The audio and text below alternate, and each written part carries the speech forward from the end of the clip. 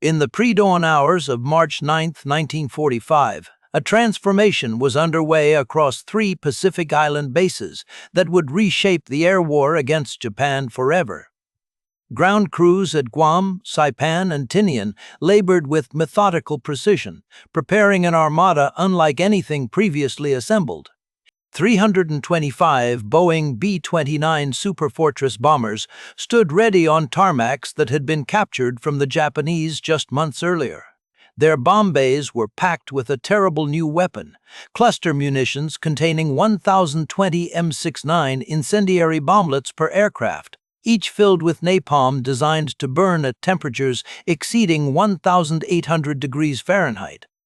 The target was not a military installation or war industry, but a densely populated residential district in Tokyo, where 750,000 civilians lived in wooden structures compressed into just 12 square miles.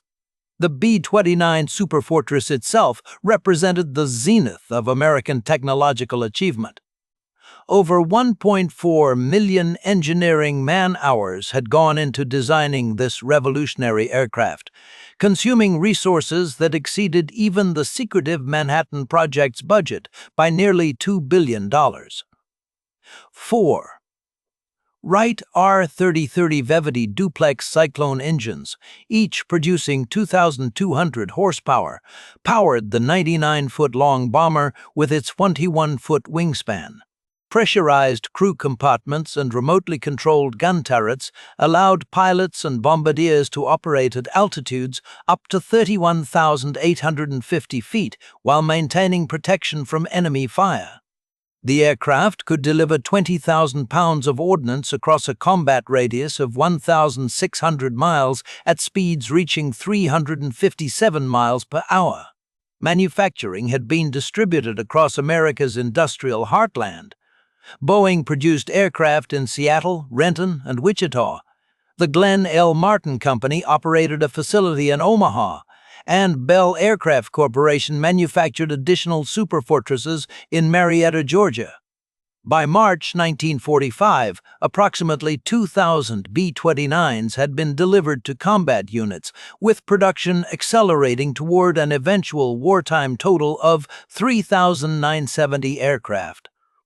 Boeing's Wichita plant alone was producing 4.2 superfortresses per working day, a testament to American manufacturing prowess that seemed almost incomprehensible to those observing it. The 20th Air Force, commanded personally by General Hap Arnold, had deployed these strategic bombers across the Pacific Theater. Operations had begun in June 1944 from bases in China, but the campaign had shifted dramatically after November 17, 1944, when the newly captured Mariana Islands became operational. The 21st Bomber Command now controlled 3 bombardment wings operating from these islands: the 73rd and 313th Bombardment Wings, stationed on Saipan, and the 314th Bombardment Wing, based on Guam. These units possessed the capability to launch over 300 B-29s on a single mission, each aircraft maintained by specialized ground crews working around the clock to ensure operational readiness. Arrayed against this overwhelming force stood Japan's deteriorating air defenses. By early 1945, the Imperial Japanese Army and Navy operated separate, uncoordinated command structures with minimal communication between the services, a structural weakness that would prove catastrophic. The primary night fighter available was the Nakajima J-1N Gecko Moonlight, hastily converted from a reconnaissance aircraft. Equipped with twin 20mm Type 99 cannons firing upward at a 30-degree angle and another pair firing downward, the Gecko theoretically offered unexpected attack angles. Yet Japan had manufactured only 479 of these aircraft throughout the entire war, with many already lost in combat. The Kawasaki Ki-45 Toryu Dragonkiller served as an alternative night fighter, mounting a 37mm cannon in the nose with oblique-firing 20mm cannons, but only 1,711 had been produced since 1941. Without radar for night interception, These pilots depended on searchlights and visual identification, nearly impossible tasks when hunting fast-moving bombers through darkness. By March 1945, perhaps 200 operational night fighters existed throughout the home islands, a force utterly inadequate against the coming storm. Ground-based defenses were equally insufficient for what approached. Tokyo possessed fewer than 500 heavy anti-aircraft guns defending the entire metropolitan area. The Type 99 88mm gun provided the main high-altitude defense capability, while the Type 98 20mm cannon offered close-range protection with an effective ceiling of merely 11,500 feet. Most critically, Japan lacked fire control radar for anti-aircraft artillery, depending instead on optical rangefinders and sound locators that became useless during poor visibility or at night. Fuel shortages restricted training flights, leaving new pilots with minimal night flying experience. Aviation gasoline had become so scarce that many aircraft sat grounded, their fuel preserved for the anticipated defense against the expected American invasion. Major General Curtis LeMay had assumed command of the 21st Bomber Command in January 1945, inheriting a strategic bombing campaign that had spectacularly failed to achieve decisive results. Previous high-altitude precision bombing raids conducted from 30,000 feet had proven ineffective, defeated by jet stream winds exceeding 200 miles per hour that scattered bombs miles from their intended targets. Engine strain from climbing to altitude with heavy bomb loads caused frequent mechanical failures as magnesium alloy components overheated beyond safe operating temperatures. Cloud cover obscured targets 70% of the time, forcing bombardiers to rely on primitive radar systems that offered minimal accuracy. After analyzing these operational failures, LeMay made a revolutionary decision that would fundamentally transform the air war against Japan and reshape the nature of strategic bombing itself. The new tactics were radical, yet possessed internal logic. LeMay ordered all defensive guns removed except for tail positions, allowing each B-29 to carry 7 tons of incendiaries instead of the usual 3.5 tons of high explosives. Flying at 5,000 to 9,000 feet would avoid the jet stream entirely, reduce engine strain, and dramatically improve bombing accuracy. Night attacks would minimize exposure to Japanese fighters that lacked radar and trained night fighter pilots. Rather than formations, individual aircraft would navigate using LORAN radio signals, attacking in a continuous stream over several hours rather than concentrated waves. American weather forecasters predicted ideal conditions for March 9th through 10th, clear skies with strong surface winds that would spread fires across the target area with devastating efficiency. The target selection revealed the operation's true strategic purpose. American planners selected the Asakusa, Honjo, and Fukagawa wards of northeastern Tokyo, working-class neighborhoods with extremely high population density, where extended families lived in wooden structures separated by narrow alleys. Intelligence officers had consulted detailed maps produced by the Office of Strategic Services, ranking Tokyo's wards by infrastructure density using pre-war Japanese urban planning documents. These areas contained thousands of small workshops, where Japanese cottage industries produced aircraft parts, electrical equipment, and precision instruments integrated within residential zones. The civilian population was incidental to the industrial objective, though the strategic planners understood perfectly that the densely packed wooden housing meant civilian casualties would be measured in hundreds of thousands. The M69 incendiary bomblet represented advanced warfare technology developed through scientific collaboration. This hexagonal steel pipe measured 3 inches in diameter and 20 inches long, weighing 6 pounds. Unlike earlier thermite or magnesium designs that burned hotter but could be extinguished, the M69 used napalm, jellied gasoline developed by Standard Oil and Harvard University scientists. Dropped in E-46 flammable clusters of 38 bomblets that separated at 2,000 feet altitude, each M69 deployed a cotton streamer to orient its fuse downward. Upon impact, a time delay fuse burned for 3 to 5 seconds before a white phosphorus charge ignited, dispersing flaming napalm up to 100 feet in multiple directions. The delayed action ensured the weapon would be lying on its side when it detonated, maximizing the spread of incendiary material through buildings and across streets. Testing at WWII Proving Ground in Utah had proven the M69's effectiveness against replica Japanese residential structures constructed using pre-war architectural plans. The weapon created multiple ignition points across wide areas with napalm that adhered to surfaces and resisted water-based firefighting efforts. A single B-29 carried 40 cluster bombs containing 1,520 individual bomblets. 279 bombers would ultimately reach the target from the 32-5 launched. Operation Meeting House would drop approximately 4,000 incendiary bomblets on Tokyo, creating an unprecedented concentration of incendiary devices. American planners calculated that this density would create a self-sustaining conflagration where separate fires would merge, generating powerful wind currents that would spread the inferno beyond the initial impact zone, a phenomenon they had observed in testing and understood with scientific precision. Brigadier General Thomas Sarsfield Power, commanding the 3014th Bombardment Wing, piloted the first B-29 as it lifted off from Guam just after 5:30 p.m. On March 9th. Over the next hours, bombers took off at 50-second intervals from 3 island bases.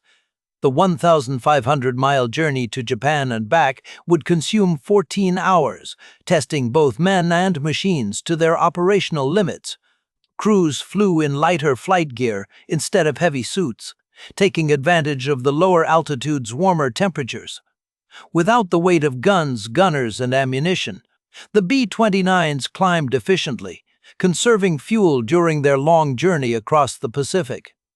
As they approached the Japanese coast, Mount Fuji's snow-capped peak served as a prominent navigation checkpoint, a landmark that had guided Japanese pilots for generations, now marking the approach of their destruction.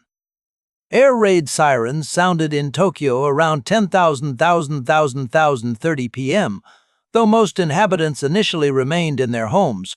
Previous high-altitude raids had caused limited damage, creating widespread complacency about the danger posed by American bombers. Tokyo's civil defense preparations proved tragically inadequate for what was approaching. The city possessed only 18 concrete air raid shelters capable of protecting 90,000 people out of 4.3 million residents. Most families relied on bugo, shallow trenches covered with boards, or simple dugouts offering minimal protection against incendiaries. The city's 8,000 firefighters possessed mainly hand pumps and bucket brigades designed for peacetime emergencies. Neighborhood associations had organized civilian firefighting groups consisting primarily of elderly residents, women, and teenagers equipped with sand buckets and water containers, a force that would prove utterly inadequate for what was coming. The first Pathfinder B-29s arrived over Tokyo at 12:08 a.m.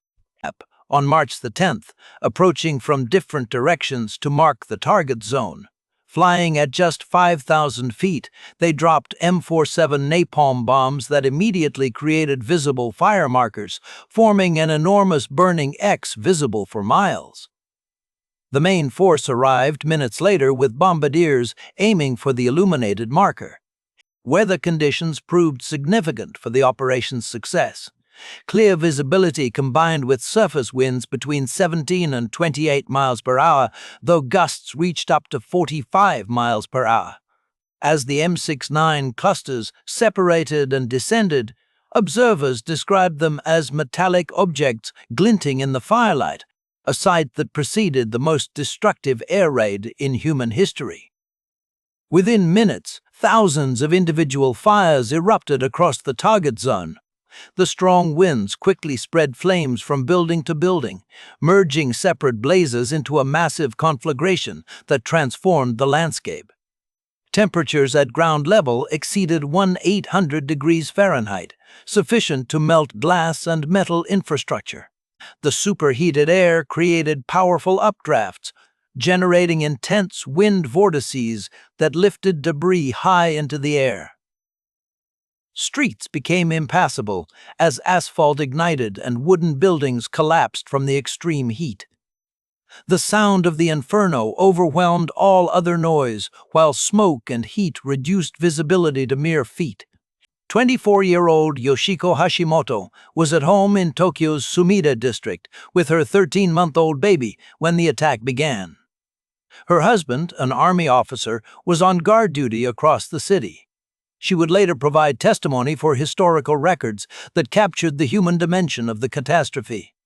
The B-29s were dropping numerous firebombs, and it sounded like heavy rain, she recalled. I was astounded to see the intensity of the air raid. I had never seen one before. As fires spread with terrifying speed, Yoshiko fled with her parents, baby, and sisters through streets filled with evacuating residents. The narrow alleys of Shitamachi became extremely dangerous as thousands attempted to escape simultaneously. Parents became separated from children in the confusion. Elderly residents who fell were unable to continue. Firefighting brigades abandoned their equipment when temperatures made it impossible to approach the flames. At the Sumida River, Yoshiko witnessed scenes of apocalyptic chaos. Burning debris was falling around us, and the wind was intensifying. Burning materials, signboards, wooden doors, and household items were airborne. Warehouses on both riverbanks were engulfed in flames. Her father pushed her and the baby into the water, an action that saved their lives. But her mother perished along with Yoshiko's father and sister Etsu. Across the burning district, similar tragedies occurred repeatedly. Those who entered canals faced extreme water temperatures. Others were overwhelmed in the rush as thousands tried to reach water simultaneously. The conflagration's winds were powerful enough to move people significant distances, while some were found far from their original locations.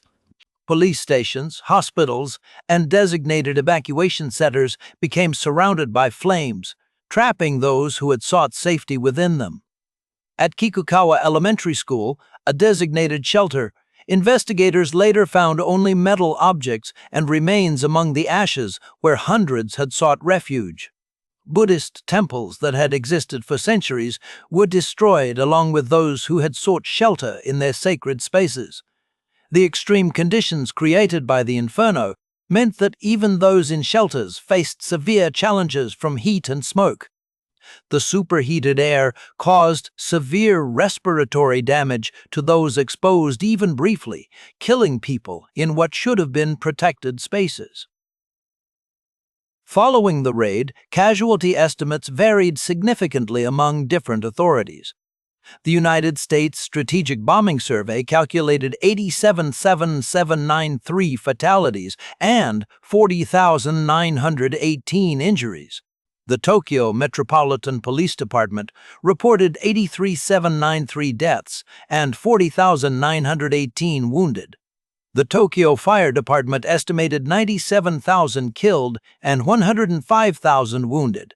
Historical consensus indicates that over 100,000 people died in the attack, exceeding the immediate casualties from either atomic bombing that would follow 5 months later. The attack destroyed 267,071 buildings across 15.8 square miles, eliminating 25% of Tokyo's structures. Over 1 million survivors lost their homes, their livelihoods, their communities, and often their families. The industrial impact was severe as planned. More than half of Tokyo's manufacturing occurred in small workshops within residential areas, and their destruction significantly impacted production of essential war materials. Thousands of skilled workers were lost or displaced from the city. The precision of targeting civilian areas to destroy distributed manufacturing revealed the calculated nature of the operation, even as the human cost staggered the imagination. American losses were comparatively minimal. 14 B-29s failed to return with 96 airmen listed as killed or missing. Several bombers encountered severe turbulence from thermal updrafts created by the fires, causing loss of control. Others received anti-aircraft damage during their low-level runs, though Japanese gunners struggled to track aircraft at such unusual altitudes. Aircrew members later reported detecting smoke even at their operational altitude, a phenomenon that demonstrated the scale of the destruction occurring below them. Crews who had initially questioned LeMay's tactics were sobered by the operation's scale and impact. General LeMay later reflected on the moral implications with characteristic bluntness. "I suppose if I had lost the war, I would have been tried as a war criminal." General Arnold sent congratulations. "This shows your crews have the guts for anything," a sentiment that revealed how the operation was viewed within military leadership. The operation's impact immediately influenced American strategy. Within 10 days, similar raids struck Nagoya, Osaka, and Kobe, affecting Japan's 4 largest cities. The campaign then paused only because the 21st Bomber Command had exhausted its incendiary bomb supply.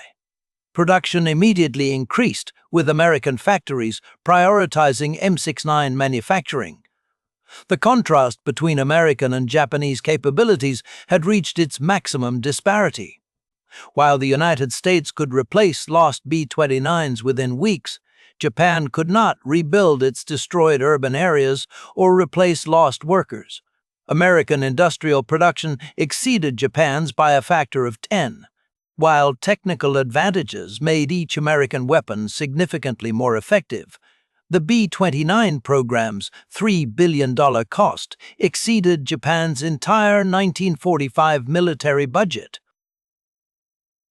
While America produced 50,000 tons of incendiary bombs monthly by mid-1945, Japan struggled to maintain basic ammunition supplies.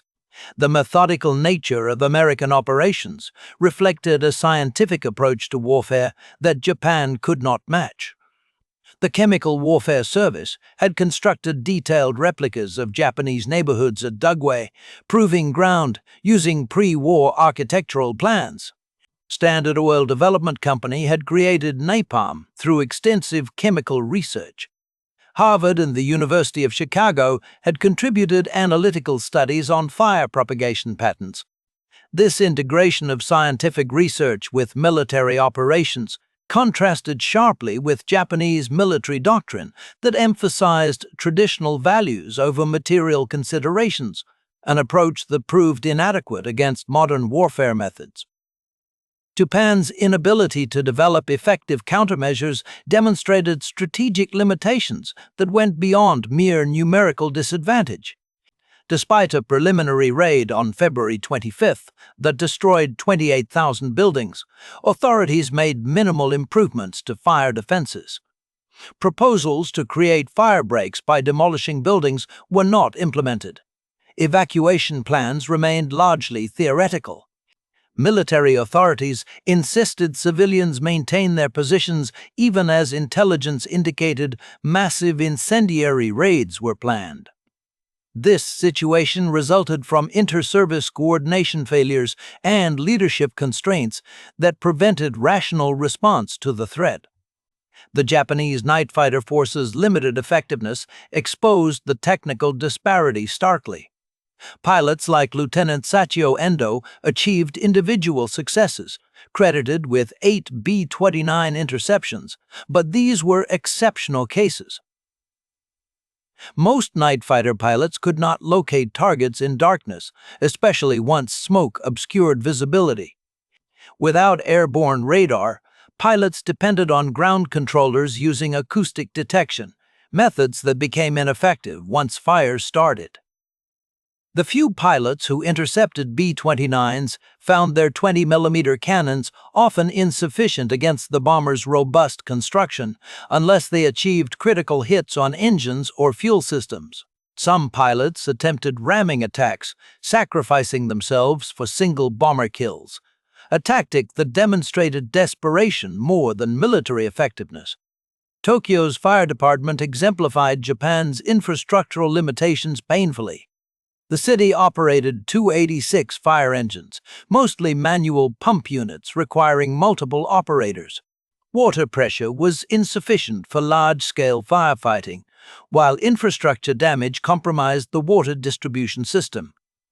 Fire department procedures emphasized protecting individual structures through traditional methods, approaches utterly inadequate against thousands of simultaneous ignition points.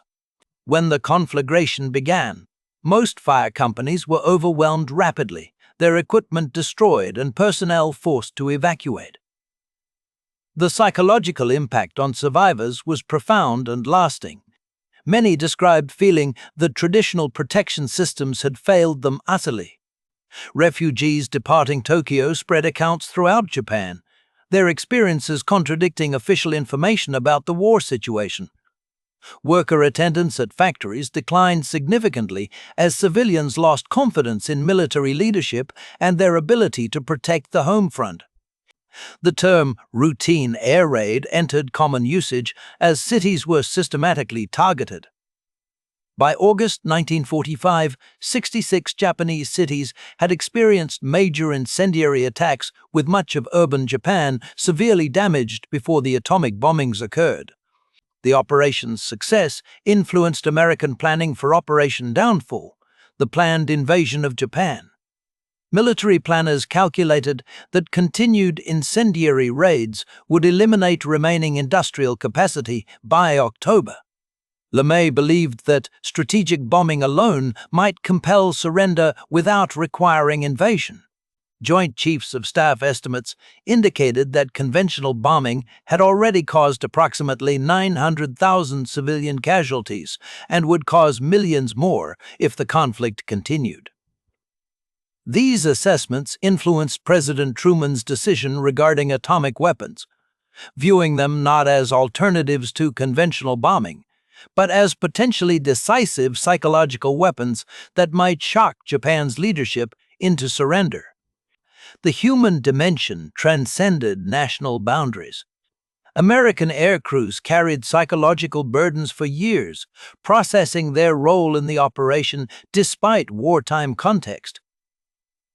Richard Bale of the 9th Bombardment Group could observe the fires clearly from his aircraft, an image that remained with him for the rest of his life.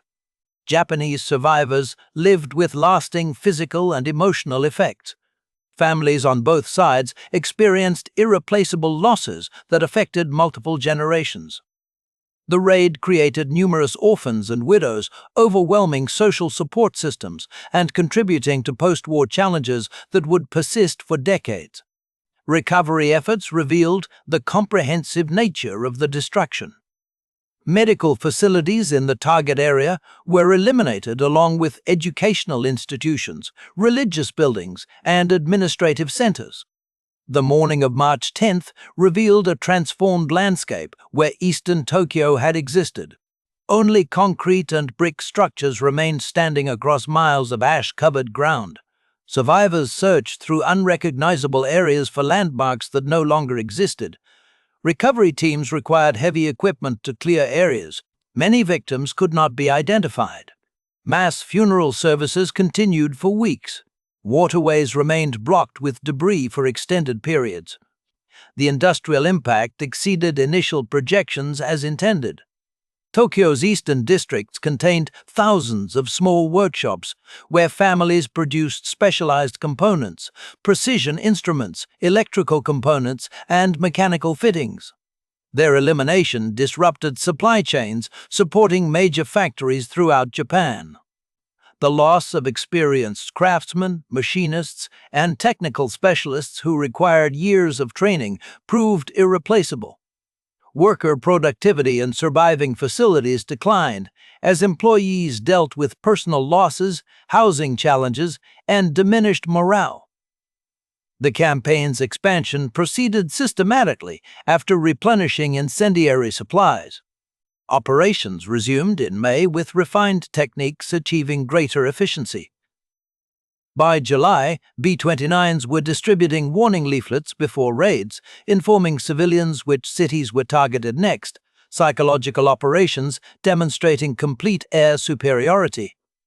These missions became routine operations with some encountering minimal opposition. Japanese defensive capabilities progressively weakened as experienced pilots were lost, ammunition depleted, and civil defense systems collapsed under the relentless assault. International legal considerations remain subjects of historical debate. The 1907 Hague Convention addressed bombardment of undefended cities, but interpretations of defended and military targets proved complex. Post-war tribunals prosecuted certain leaders for civilian targeting, but did not address Allied bombing campaigns.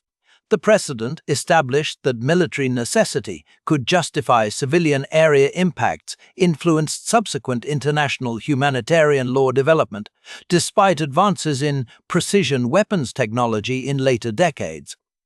Weather conditions' role in amplifying the operation's effects demonstrated American utilization of environmental factors with scientific precision. The March 9th to 10th raid was deliberately scheduled for predicted strong winds following a dry period. Meteorologists analyzed Japanese weather patterns extensively, identifying optimal conditions for fire spread. The varying wind speeds that night, between 17 and 45 miles per hour depending on location, exceeded some predictions. This integration of meteorological science with military planning exemplified American operational approaches. Individual B-29 crew members experienced the mission differently than planners anticipated. Many were affected by observing the scale of destruction below them. Aircrew members reported that smoke and atmospheric disturbance were detectable at operational altitudes. Pilots managed aircraft through severe turbulence created by thermal conditions. Some crew members later requested different assignments, struggling to reconcile their participation with personal values. Others focused on the strategic objective of ending the conflict quickly and returning home. Japanese military response revealed command and control limitations that prevented effective coordination. Anti-aircraft units engaged continuously but achieved limited success in darkness and smoke. Fighter squadrons launched 90 sorties but accomplished scattered interceptions at best. Fire department leadership received insufficient warning about the raid scale. Military authorities prioritized protecting government and military facilities while civilian areas burned uncontrolled. Communications failed as infrastructure was destroyed, and messengers could not traverse affected areas. Post-war memorialization reflects evolving historical perspectives. Unlike Hiroshima and Nagasaki, which gained international recognition, Tokyo's firebombing remained less widely known outside Japan for decades. Survivors advocated persistently for their experiences to be documented. Katsumoto Saotwai, himself a survivor, established the center of the Tokyo raids and war damage, preserving testimonies that might otherwise have been lost to time. The challenge of commemorating civilian losses while acknowledging historical context created complex memorial narratives that continue evolving. Contemporary military strategists study Operation Meeting House for insights about air power capabilities and limitations. The raid demonstrated that urban destruction alone does not guarantee immediate surrender. Japan continued resistance for 5 more months. It proved that technical advantages can overcome geographic challenges, but showed that distinguishing between military and civilian targets becomes extremely difficult in modern warfare. The evolution from precision to area bombing revealed escalation dynamics in total war. The 21st Bomber Command initially attempted precision strikes following established doctrine. When these proved ineffective, LeMay shifted to area incendiary attacks that were operationally simpler and more impactful. This progression occurred through operational decisions rather than explicit policy changes. By March 1945, urban area attacks had become routine, with target selection based on population density and industrial distribution rather than specific military installations. Survivor testimonies document lasting trauma. Many experienced persistent psychological effects decades later. Children separated from families often never learned their relatives' fates. Yoshiko Hashimoto's testimony remains in historical archives. The memory of that night never leaves me. My mother, father, and sister died while my baby and I survived. I think about them every day. Such testimonies humanize statistics that otherwise remain abstractions. The social structure of working-class Tokyo was fundamentally altered. Extended families dispersed across the country. Traditional businesses were eliminated. Neighborhood networks that had existed for generations disappeared overnight. The ultimate assessment of Operation Meeting House involves its role in ending the war. While historians debate whether strategic bombing alone could have compelled surrender, the raids clearly accelerated Japan's military collapse. The systematic urban destruction created conditions where continued resistance became increasingly difficult. Emperor Hirohito later referenced the bombing campaigns and domestic situation as factors in the surrender decision. The 100,000 who died in Tokyo contributed to ending a conflict that invasion might have prolonged, potentially causing millions more casualties.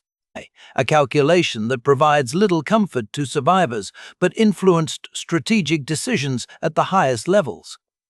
The story of Operation Meeting House illustrates warfare's evolution from limited military engagements to comprehensive societal conflicts. Residential areas built over generations were destroyed in hours by weapons manufactured thousands of miles away. The conflict that began with territorial expansion ended with advanced technology affecting civilian populations who had minimal direct military involvement.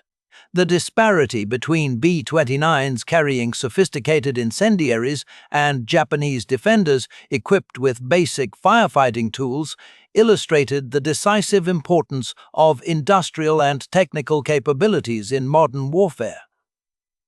The historical irony remains that this operation's impact was overshadowed by atomic bombings 5 months later. The greater immediate casualties of March 10th became less prominent compared to nuclear weapons' unique nature, allowing conventional bombing to receive less scrutiny. This historical perspective permitted continued development of conventional area effect weapons and various incendiary weapons in subsequent conflicts without the prohibition associated with nuclear arms. The statistics provide only partial understanding. 325 B-29s launched, 279 reaching target. 1,665 tons of incendiaries dropped, 15.8 square miles affected. 267,001 buildings destroyed, 100,000 casualties, 1 million displaced. Behind each number were individuals, American air crew members executing military orders, Japanese families in residential areas, children separated from parents, survivors dealing with profound losses. Operation Meeting House remains history's most destructive air raid, serving not as a military achievement to celebrate, but as a sobering reminder about modern warfare's capacity for destruction, where strategic objectives can justify extensive civilian impact and entire populations become affected by industrial-scale conflict that transcends